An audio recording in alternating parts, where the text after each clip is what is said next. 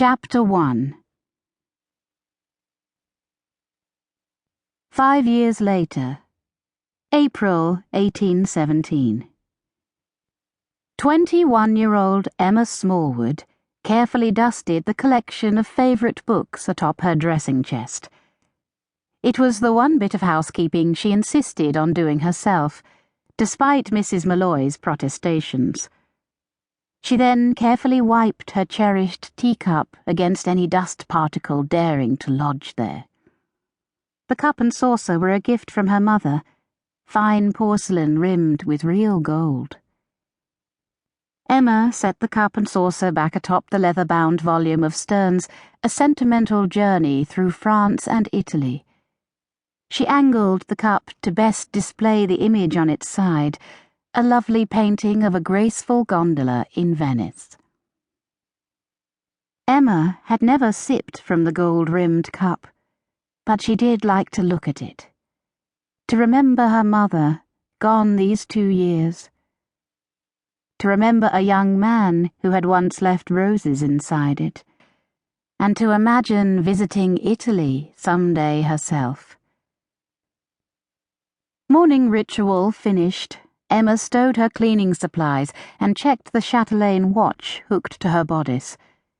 She closed the cover with a satisfying snap. Precisely as she'd thought. Time to go down and send off their last remaining pupil.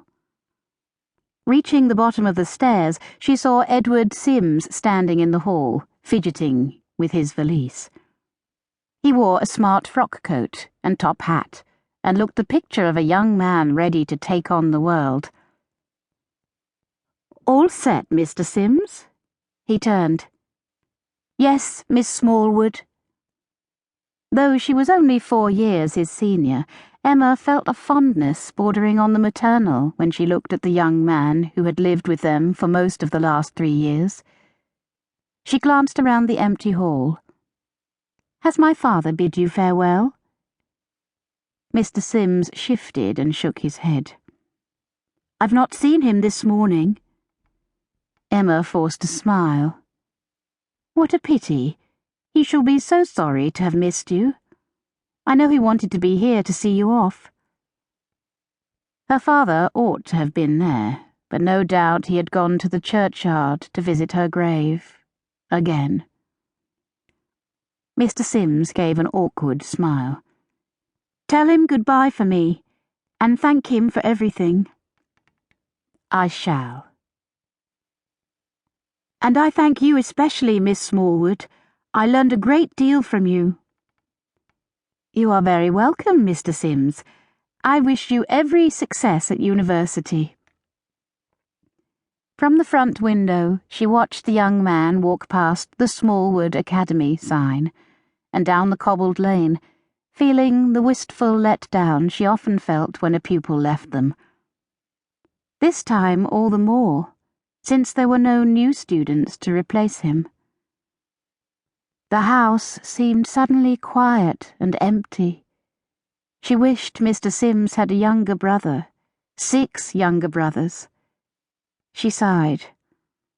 Perhaps even amiable Mr. Sims would hesitate to recommend Mr. Smallwood as tutor, considering how little her father had actually been involved in his education. But how would they pay their cook, housekeeper, and maid, not to mention the languishing pile of bills, without more pupils? Emma walked to the desk in the family sitting room, pulled out the bound notebook she kept there, and flipped past previous lists.